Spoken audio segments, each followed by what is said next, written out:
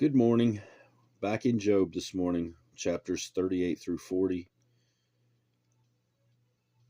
Some of my favorite in the Bible, where God reveals himself to Job and speaks to Job. And yeah, I really like from 38 on to the end of Job quite a bit. But anyway, enough babbling. Chapter 38.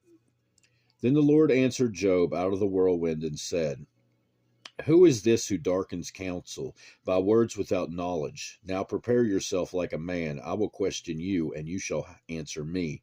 Where were you when I laid the foundations of the earth? Tell me if you have understanding. Who determined its measurements? Surely you know. Or who stretched the line upon it? To what were its foundations fastened? Or who laid its cornerstone when the morning stars sang together, and all the sons of God shouted for joy? Or who shut in the sea with doors when it burst forth and issued from the womb?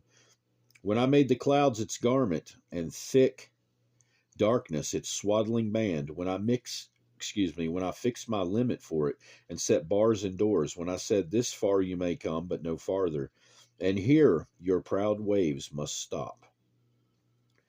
Have you commanded the morning since your days began, and caused the dawn to know its place, that it might take hold of the ends of the earth, and the wicked be shaken out of it? It takes on form like clay under a seal, and stands out like garment. From the wicked their light is withheld, and the upraised arm is broken. Have you entered the springs of the sea, or have you walked in search of the depths? Have the gates of death been revealed to you, or have you seen the doors of the shadow of death? Have you comprehended the breadth of the earth? Tell me if you know all this.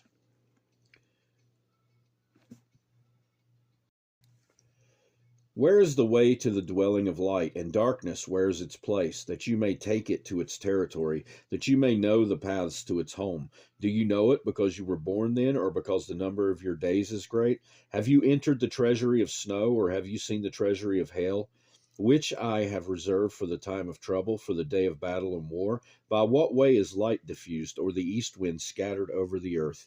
Who has divided a channel for the overflowing water, or a path for the thunderbolt, to cause it to rain on a land where there is no one, a wilderness in which there is no man, to satisfy the desolate waste, and cause to spring forth the growth of tender grass?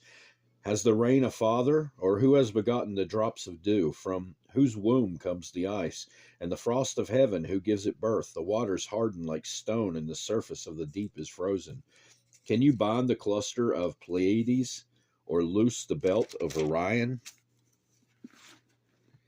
Can you bring out Mazaroth in its season, or can you guide the great bear with its cubs? Do you know the ordinances of the heavens? Can you set the dominion over the earth?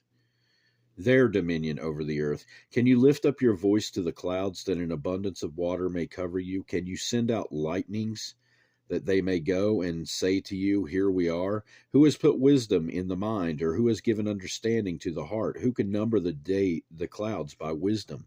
Or who can pour out the bottles of heaven when the dust hardens in clumps and the clods cling together? Can you hunt the prey for the lion, or satisfy the appetite of the young lions when they crouch in their dens, or lurk in their lairs to lie in wait? Who provides food for the raven when its young ones cry to God and wander about for lack of food? Chapter 39. Do you know the time when the wild mountain goats bear young? Or can you mark when the deer gives birth? Can you number the months that they fulfill? Or do you know the time when they bear young? They bow down, they bring forth their young, they deliver their offspring. Their young ones are healthy. They grow strong with grain. They depart and do not return to them. Who set the wild donkey free? Who loosed the bonds of the onager? Whose home have I made the wilderness, and the barren land his dwelling? He scorns the tumult of the city. He does not heed the shouts of the driver. The range of the mountains is his pasture, and he searches after every green thing.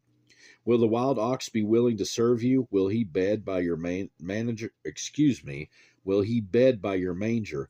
Can you bind the wild ox in a furrow with ropes, or will he plow the valleys behind you? Will you trust him because his strength is great, or will you leave your labor to him? Will you trust him to bring home your grain and gather it to your threshing floor?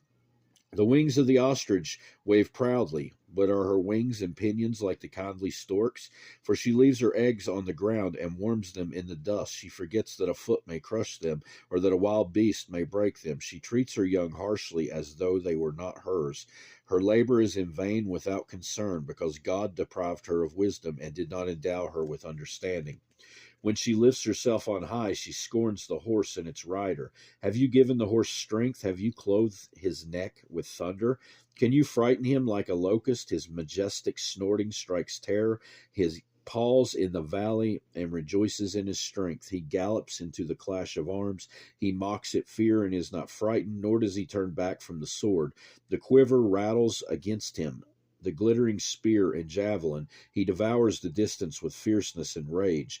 Nor does he come to a halt, because the trumpet is sounded.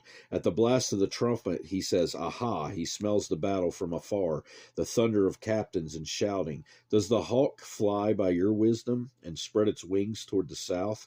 Does the eagle mount up at your command and make its nest on high? On the rock it dwells and resides, on the crag of the rock in the stronghold. From there it spies out the prey.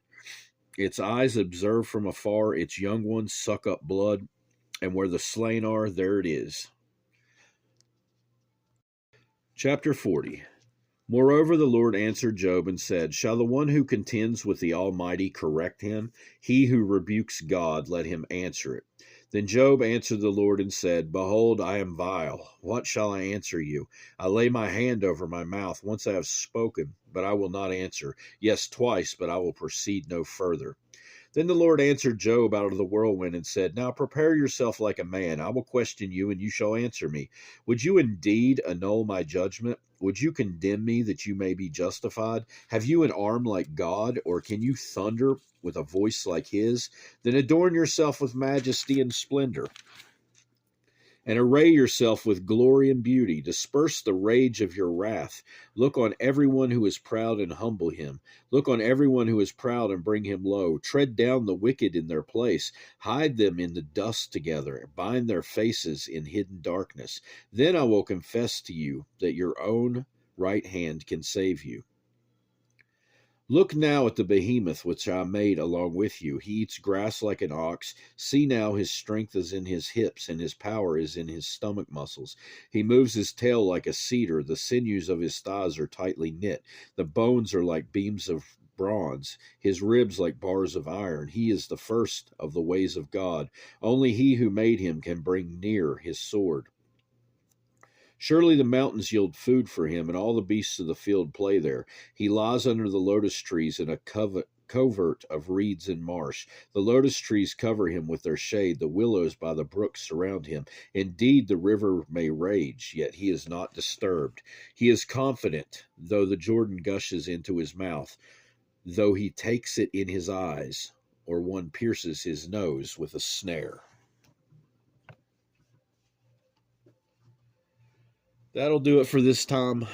We've got 2 more chapters in Job to get to, God willing. Next time, that's what we'll be reading. I hope you have a great rest of your day. Goodbye.